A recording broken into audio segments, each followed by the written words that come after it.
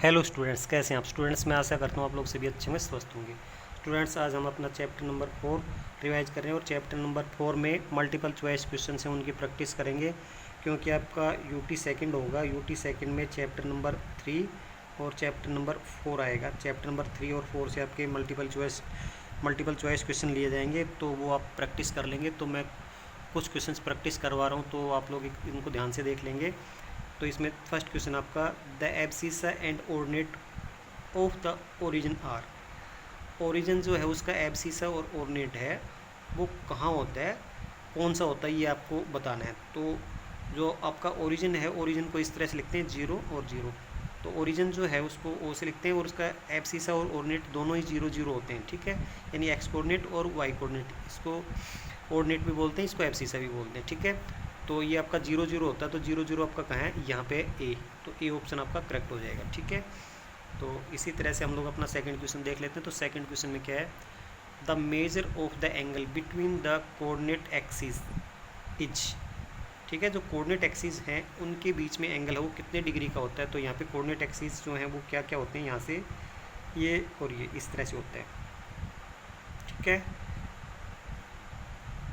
यहाँ पे आपका y होता है, यहाँ पे y डैश होता है, यहाँ पे o होता है, यहाँ पे x डैश होता है, यहाँ पे x होता है, ठीक है। तो ये आपका क्या होता है, x एक्सिस, और ये होता है यहाँ से y एक्सिस। तो ये y एक्सिस है और ये एक्सिस, दोनों को मिला के हम एक्सिस बोलते हैं, ये एक्सिस बोलते हैं, ठीक है। तो इनके बीच में जो एंगल है x एक्सिस और y एक्सिस, इनके बीच में 90 डिग्री का एंगल होता है, ये परपेंडिकुलर होते हैं एक दूसरे के ऊपर। तो कौन सा ऑप्शन आपका सही आएगा, इसमें 0 नहीं होगा, 180 नहीं, 360 नहीं, क्या होगा इसमें 90 डिग्री होगा।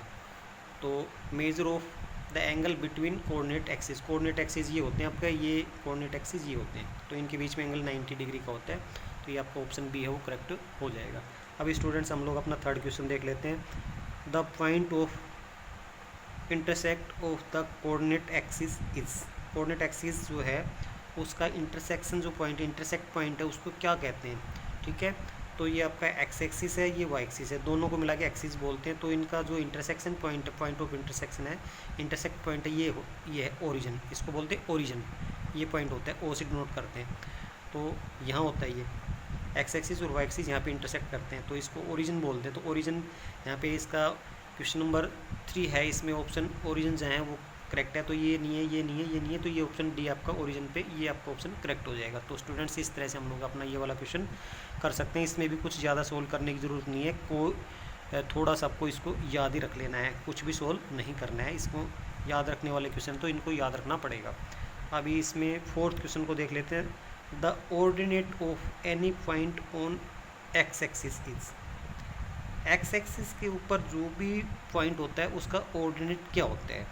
तो एक्स एक्सिस के ऊपर जो भी पॉइंट होता है वो इस फॉर्म में होता है, एक्स और ये 0। कोई भी पॉइंट एक्स एक्सिस के ऊपर इस फॉर्म में होता है, यानी कि कहने का मतलब ये है कि उसके दूसरे नंबर पे जो लिखा जाता है, ऑर्डिनेट लिखा जाता है, वो 0 आता है, और एब्सिस लिखा जाता है वो नॉन 0 आता है, यानी वो 0 नहीं होगा, 0 को छोड़ करके और कोई वैल्यू हो सकती है, ठीक है, 0 नहीं होगा कम से कम, ठीक है। तो इस तरह से जो भी पॉइंट लिखा जाए वो आपका एक्स एक्सिस के ऊपर आता है। तो ये आपका एब्सिस है और ये ऑर्डिनेट है।